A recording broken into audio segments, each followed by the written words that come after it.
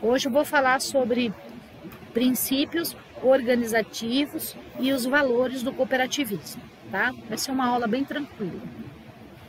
O conteúdo que eu vou abordar nessa aula vão ser os princípios organizativos, os valores do cooperativismo, propostas cotidianas do cooperativismo, a importância da autogestão e esses princípios de direção autogestionários. Bom, quais são os princípios organizativos, né? Então, as cooperativas, elas regem através desses 7 princípios. Todas as cooperativas, elas prezam a adesão voluntária e livre. Ninguém é obrigado a participar de uma cooperativa. Essa adesão a uma entidade cooperativa, ela é voluntária e livre. Segundo princípio, gestão democrática pelos membros. Vou explicar.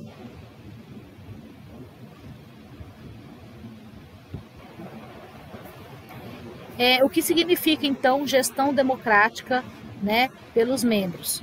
Cada pessoa que participa, cada sócio que participa da cooperativa, ela tem direito a um voto, né? Então, numa assembleia, né, numa decisão do grupo, cada pessoa tem direito a um voto. E nada é decidido, nem nada deva ser decidido dentro de uma cooperativa sem o aval do grupo, devidamente lavrado em ata. Terceiro, participação econômica dos membros. Diferente da associação, né, embora também a cooperativa é sem fins lucrativos, o CNPJ é sem fins lucrativos, né, mas há uma participação econômica dos membros. O que significa isso? Que as pessoas, elas pagam uma cota de participação em valor econômico, financeiro. Então, o CNPJ, quando ele é criado, cada membro, quando adere voluntariosamente, né, além dele ter a decisão, o poder de decisão nessa empresa, ele também tem uma parte, uma cota de participação econômica dentro dessa empresa. Ele é sócio, né, desse CNPJ. Quarto princípio, autonomia e independência, né? Então, a cooperativa, ela resolve e atua de maneira autônoma e independente. A gente viu em outras aulas que antigamente a gente precisava de autorização do governo, né? Para poder tomar decisões. Então, até para criar uma associação ou criar uma cooperativa, precisava que ia uma delegacia, e nessa delegacia, depois que o governo avaliasse estatuto, ata e tudo mais, aí sim, com aval deste, era feito a criação da mesma, né, ou tomado tal decisão.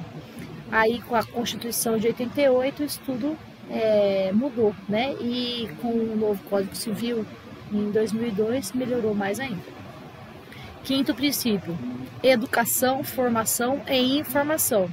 Inclusive, né, a organização das cooperativas no Brasil, ela se preocupa tanto com isso, que ela tem universidade, faculdade, né, que é só voltada para o cooperativismo, né? Então, além de cursos de capacitação que são oferecidos pelas entidades cooperativas constantemente para os seus associados. Sexto princípio, intercooperação, né? Então, essas cooperativas, elas são entidades que se cooperam entre si, ou os próprios membros também cooperam entre si na hora de produzir, consumir ou representar os interesses em comuns. Sétimo princípio, o compromisso com a comunidade. Então, as cooperativas, elas não somente existem por defender interesses e ponto, né? Mas em trazer melhores condições de vida, melhores qualidade de vida, melhores condições de trabalho para a comunidade a qual ela está inserida, né? Então, gerar emprego, esse é uma outra fator. As cooperativas são as que mais empregam agrônomos no nosso país, né? Acredito. Então, vamos lá. Então, ó, princípios organizativos, adesão voluntária e livre. Então, as sociedades cooperativas, elas são abertas para todas as pessoas que querem utilizar os seus serviços, querem também assumir responsabilidade como uma pessoa membro de uma cooperativa. Não tem discriminação de sexo, não há discriminação de classe social, de política, classe política ou religiosa. Então, a adesão ela é livre, voluntária, independente do sexo, classe social, partido político ou religião que a pessoa tenha, né? Então, quem quiser livremente, de maneira voluntária, pode utilizar do serviço cooperativo, simplesmente, ou até mesmo fazer parte e assumir responsabilidade como um membro cooperado. O princípio gestão democrática dos membros é o que eu tinha falado. Cada pessoa tem um sócio. Então, as sociedades cooperativas, elas são controladas, né, cada pessoa tem um voto. Elas são controladas democraticamente. Então, cada sócio tem um voto, independente do capital que investiu. Então, às vezes eu posso fazer parte de uma cooperativa com uma cota à parte, com 2 cotas à parte, com 3 cotas à parte, né? E eu vou ter o mesmo direito de voto. Eu não vou ter 3, 4 votos a mais do que aquele que comprou ou que aderiu com uma cota à parte menor que a minha, tá? Então, cada sócio tem um voto. Esse princípio, inclusive, é o principal fundamento, né, que difere uma empresa cooperativa de uma empresa capitalista tradicional. Então, o fato de decidir tudo junto, né, através do voto, através de uma gestão democrática, é o que torna a empresa cooperativa diferente da empresa capitalista que a gente conhece tradicionalmente. Na empresa capitalista, o poder de decisão, ela se origina, na verdade, do capital aplicado, né? Então, o dono da empresa, que colocou a maior parte do capital, né, ou sócio maioritário, né, que detém o maior número de ações, é ele que decide as diretrizes dentro da empresa. No caso das cooperativas, todos os sócios têm o mesmo poder de decisão.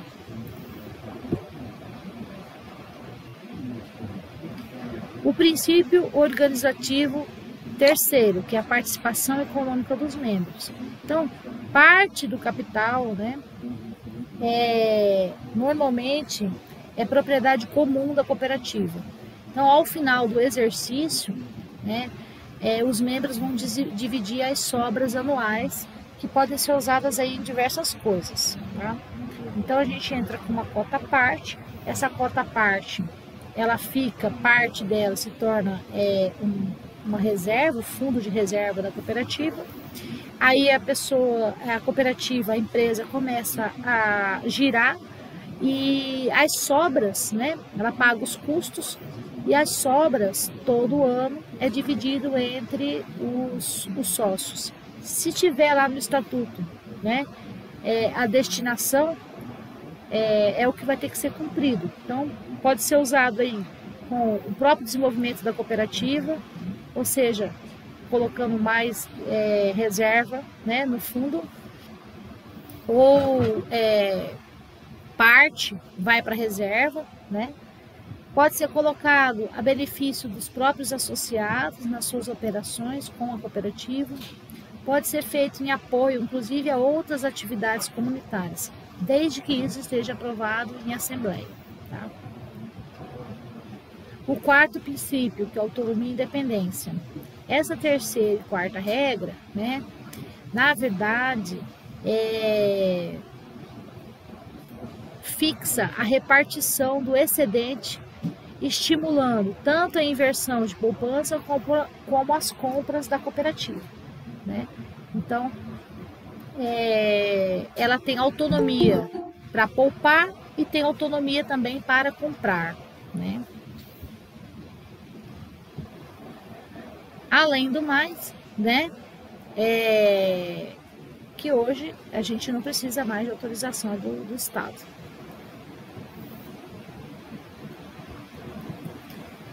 O quinto princípio organizativo, né, é educação, formação e informação. Esse é o princípio que vai destacar a importância da educação, da formação cooperativa, lá na formação dos associados. Para que essa educação, para que essa formação, essas informações prepare esses sócios, né, para as necessidades aí que ele vai encontrar aí na sociedade. Então, inclui formação e formação de jovens, líderes, né? E essa prática aí promove o fortalecimento do cooperativismo, a continuidade da cultura cooperativa, né? Contribui para a formação de líderes dentro do cooperativismo. O sexto princípio, a intercooperação, né? É a integração entre cooperativas. Então, o foco desse princípio é fortalecer a transformação de valores da sociedade, né? Então, várias cooperativas, né, se unem e se cooperam entre si para fortalecer ações aí de melhorias na comunidade ou atuar e melhorar a própria cooperativa que está trocando as experiências e ações. Então, esse aí é o princípio que aponta para a importância de atuação em rede, né? Então, quando várias cooperativas se interagem, essa é a palavra que eu estava procurando, né? A gente fortalece a atuação em rede. A gente vai ouvir muito ainda falar ainda isso sobre rede de cooperativas, né? Com base nesse princípio que elas são formadas. O sétimo princípio, que é o compromisso com a comunidade, é para mostrar a importância, né, não só no desenvolvimento socioeconômico dos cooperados em si, né, que tem interesses em comuns e busca uma melhoria, né, econômica para a sua vida, mas também nas comunidades, né, via cooperativa. Então é uma alternativa aí para questões sociais do campo e da cidade. Então você pode hoje, por exemplo, produzir um determinado matéria-prima e levar até uma cooperativa para comercializar, né? A gente tem isso no caso dos produtores de leite, né, que entregam o seu leite para a cooperativa. Nós temos aí exemplos de produtores de soja, de algodão, que produzem e entregam o seu produto, sua matéria-prima, para uma cooperativa, né? Então, independente de serem sócios ou não. Então, ela acaba servindo, né, representando uma alternativa para a comunidade, né, de canal de escoamento da produção, por exemplo. Um exemplo. Tá? Como que a gente vai fixar melhor esses princípios? Eu deixei uma leitura complementar, onde eu falo sobre os princípios do cooperativismo lá da Aliança Internacional Cooperativa, e a gente assiste um vídeo para que a gente possa entender melhor. Bom, esse vídeo é só para reforçar o que a gente já viu até agora, né? Vamos falar agora um pouco sobre os valores do cooperativismo. Então, quais são os valores que as pessoas que participam de cooperativas carregam, né? Ajuda mútua, esse é um valor, né? Responsabilidade, democracia, igualdade, equidade, solidariedade. Esses são todos os valores do cooperativismo, né? Então, todas as pessoas que fazem parte de uma cooperativa, elas procuram se ajudar, né? Têm responsabilidade, compromisso com a entidade cooperativa, né? Entendem a participação democrática dos membros, as decisões de maneira democrática, né? Tratam todos com maneira igual, de igualdade, né? Sem distinção de raça, sem distinção de classe social, religião, sexo, né? Procuram essa equidade, né, entre os membros e pensam muito em solidariedade, né? Em prestar um serviço também para a comunidade. Algumas propostas, né, são esperadas, né, no dia a dia do cooperativismo. Então, quais são essas propostas cotidianas do cooperativismo? Então, lá dentro da cooperativa, né, a pessoa que está vivenciando o cooperativismo, ele busca viver melhor, né? Outra questão é pagar a dinheiro, né? Sempre que puder, né? Poupar sem sofrimento, essa é uma outra característica, né? Não sentir como se fosse um fardo pesado, né? A poupança. Suprimir os parasitas, né? Sempre procurar aí tirar, né? Afastar daquelas pessoas e daquelas situações dentro das cadeias produtivas que sugam, né? O lucro, que sugam a qualidade de vida, né? Combater o alcoolismo, esses são também propostas do cotidiano, do cooperativismo, né? Não preza por uma saúde, né, do cooperado nesse sentido. Interessar as mulheres nas questões sociais, essa questão do gênero é muito forte, né, no cooperativismo. Educar economicamente o povo, não é à toa que as cooperativas de crédito, né, são assim, as mais, uma das mais populares, né, no país. Facilitar o acesso a todos, né, à propriedade, então todos são donos, né, não existe só um dono, todos são donos, todos poder ter a sua casa própria, todos terem a sua terra, né, reconstruir uma propriedade coletiva, essa é uma outra proposta, né, não só você ser dono, mas você ser dono de maneira coletiva de algo, né, estabelecer um justo preço, essa é uma outra questão voltada muito à economia solidária, né? Nós vamos ter uma aula sobre economia solidária. Eliminar o lucro capitalista, esse é um princípio, né, do cooperativismo, né? Abolir conflitos, esse também é outra proposta do cotidiano. Para que tudo isso aconteça, né, a gente precisa de autogestão. Quando a gente fala em autogestão, a gente tem que considerar a autogestão como um processo de criação. Não é uma coisa pronta, a gente não, quando faz a autogestão em cooperativa, né, não é uma receita de bolo, acontece, né? Assim, dessa forma, como uma coisa já acabada, uma coisa construída pelo grupo, né, construída no dia a dia. E muitas coisas são conquistadas, né? Então, a proposta de autogestão, ela tem dois conceitos. O primeiro deles, que é superar diferenças entre as pessoas que simplesmente decidem e aquelas pessoas que só cumprem ordem sem saber de mais nada, né? E tem gente que decide junto, coopera junto, né? E tem pessoas que só gostam de cumprir ordem, não querem fazer parte desse processo decisório complexo, né? E tem que ter uma doação, né, pessoal para isso. Então, a proposta da autogestão parte disso aí.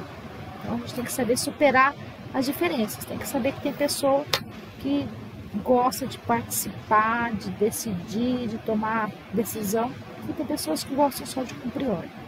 O segundo conceito é que o poder de decisão das pessoas que trabalham tem que ter autonomia, né? Então, a pessoa que está lá trabalhando, colocando a mão na massa, ela tem que ter autonomia. E autonomia, né, ela significa que ela tem que superar algumas coisas que são ineficientes, né?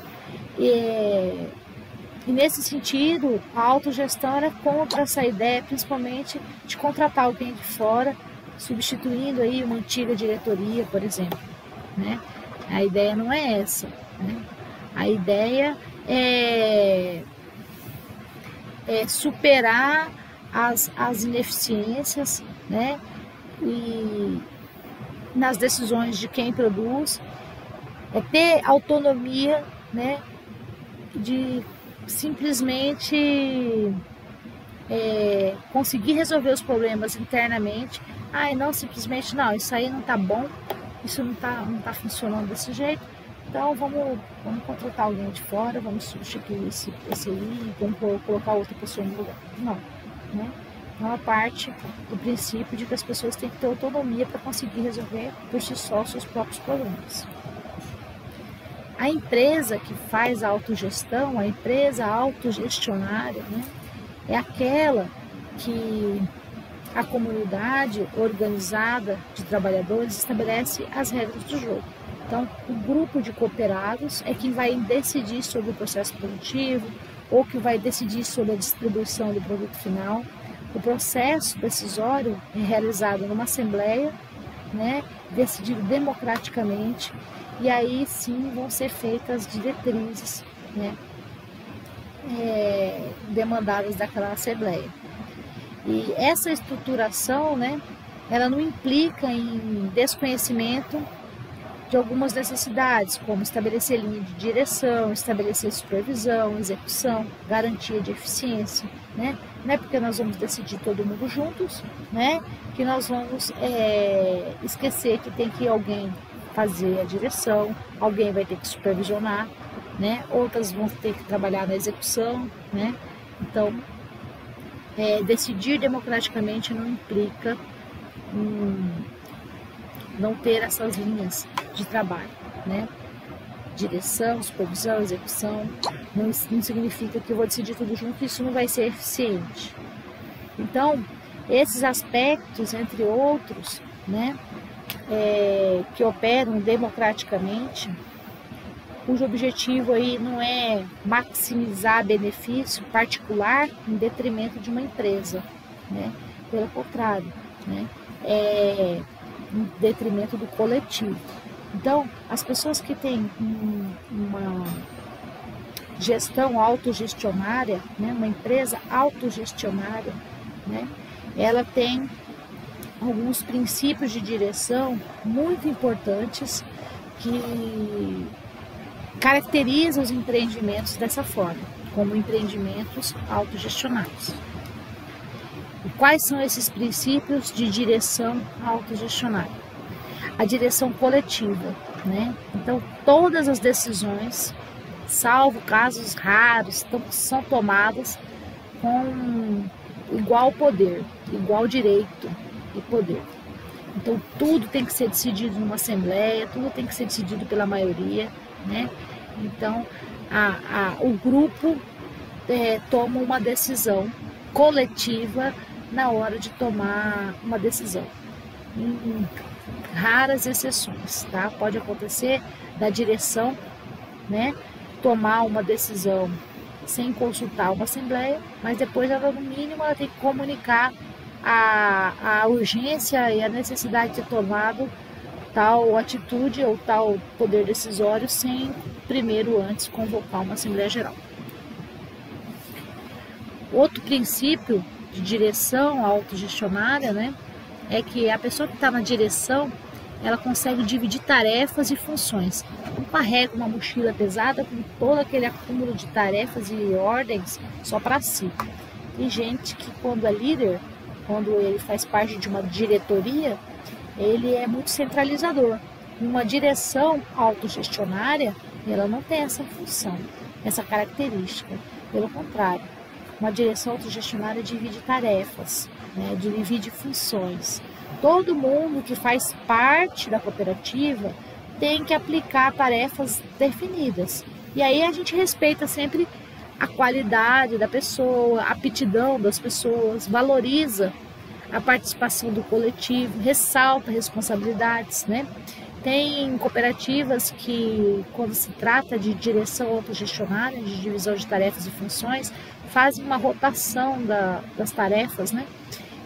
Hoje eu trabalho na sua função, amanhã você trabalha na minha, e assim depois eu trabalho na função do outro, e todo mundo sabe, por mais que tenha uma qualidade, uma aptidão pessoal para determinada tarefa, ela sabe fazer a tarefa do outro, porque ela já foi lá e ficou naquele posto, naquela função. Então, a divisão de tarefa faz parte da direção autogestionária, ele não é centralizador, não traz tudo para si. Outro princípio de direção autogestionário é dedicação e especialização.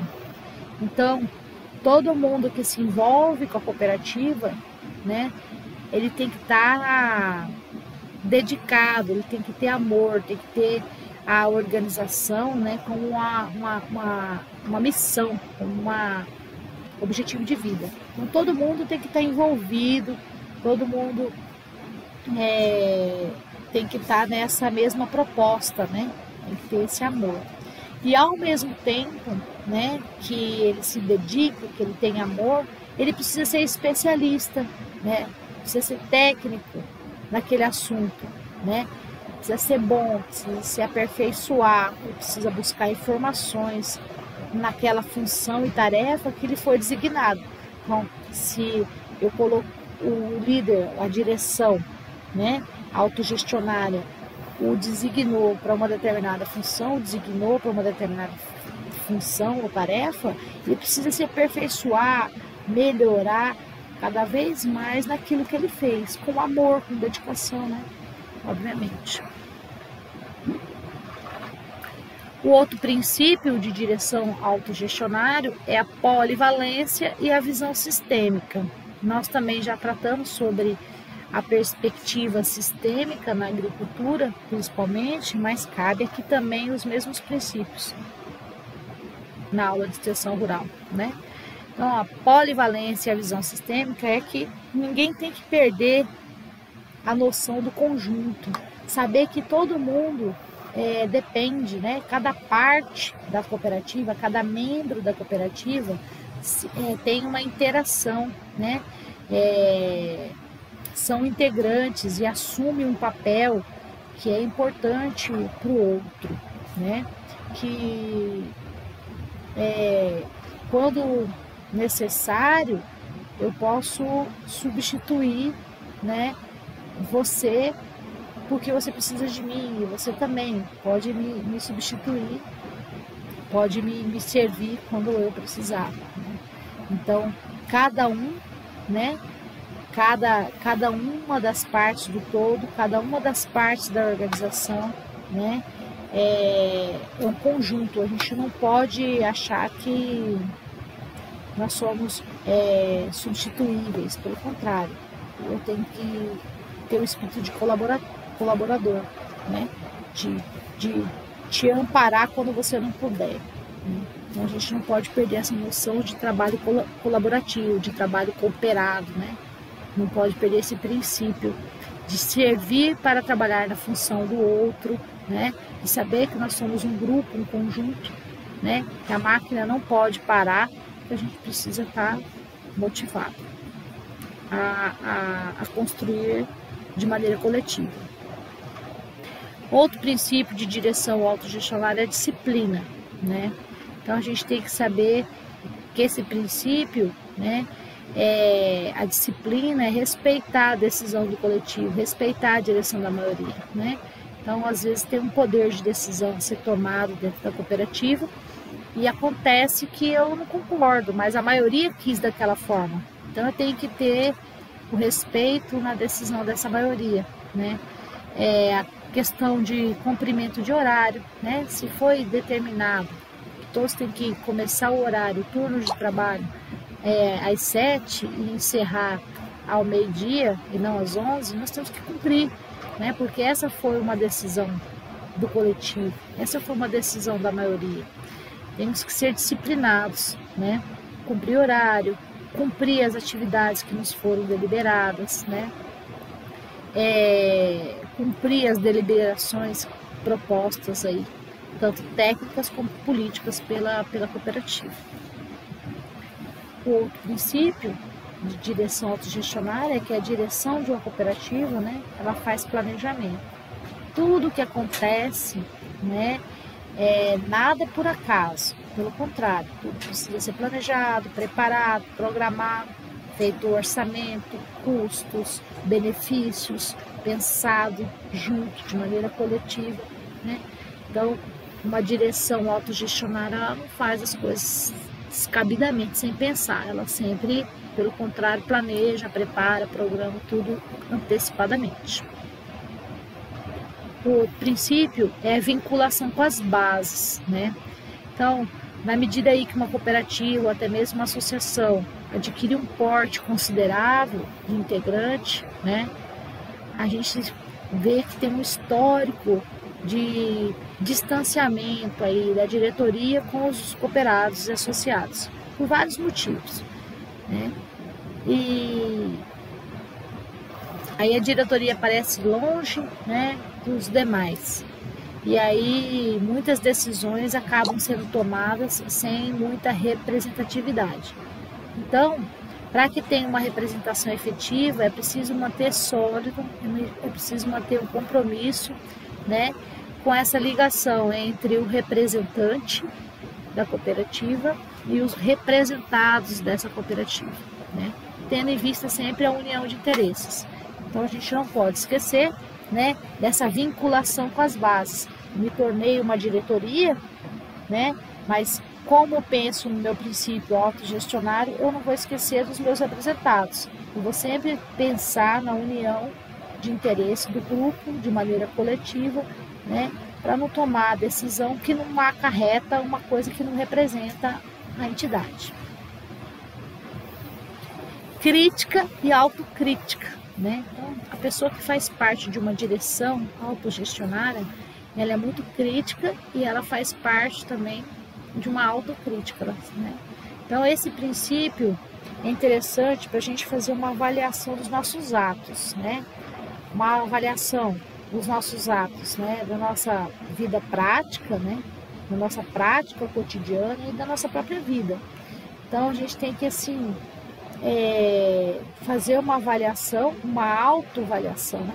Para isso, a gente tem que ter humildade de realizar isso, para corrigir aí nossos erros, encaminhar soluções, né, para os nossos desvios de conduta ou para as nossas falhas. Então, a direção, aquela pessoa que está na liderança, na diretoria, na direção de uma cooperativa, ela tem que ter essa crítica, né, dos próprios atos, e ela também tem que ter, sobretudo, uma autocrítica muito forte para corrigir esses erros, né, e promover soluções. Outro princípio, né, da direção autogestionária é o centralismo democrático. Então, a gente precisa ter consciência que tem que existir a máxima democracia no processo de decisão e na tomada de decisão, né, que a tomada de decisão ela é referendada na decisão da maioria, obviamente, né? Que todos precisam se subordinar a ela, inclusive as pessoas que estavam contrárias. Então, isso que significa centralismo democrático. Então, todo mundo, na hora de tomar uma decisão, tomou a decisão junto. A maioria que tomou a decisão, muitas vezes não é por unanimidade. Quando as decisões não são unânimes, né? A maioria que vai tomar uma certa diretriz, a gente tem que se subordinar àquela decisão democrática, que foi tomada democraticamente. Bom, o que eu tinha para falar era isso, né? Esse era o meu recado. Caso tenha alguma dúvida, é só me procurar.